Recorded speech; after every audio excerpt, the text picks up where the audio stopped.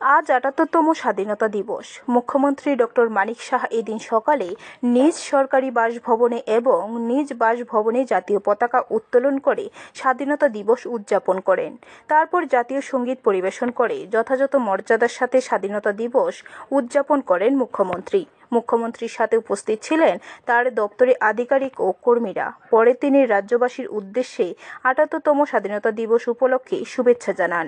সংবাদ মাধ্যমের মুখোমুখি হয়ে বলেন, সারা দেশের সাথে আজ ত্রিপুরায় যথাযথ মর্যাদার সাথে স্বাধীনতা দিবস উদযাপন করা হচ্ছে।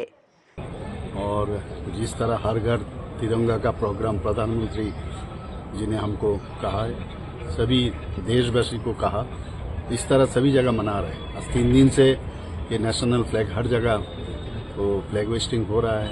हम एक माहौल बन गया और मेन चीज़ है जिसके कारण ये हर घर तिरंगा, आप जानते हैं सब, कि जिनके कारण हम लोग को आज ये स्वाधीनता प्राप्त हुआ, उनको याद करना, उनको सम्मान देना और अभी भी देश को जो अखंडता के लिए जो हमारा सैनिक बल, वो जो BSF हो। ब्यूरो रिपोर्ट, खबर त्रिपुरा।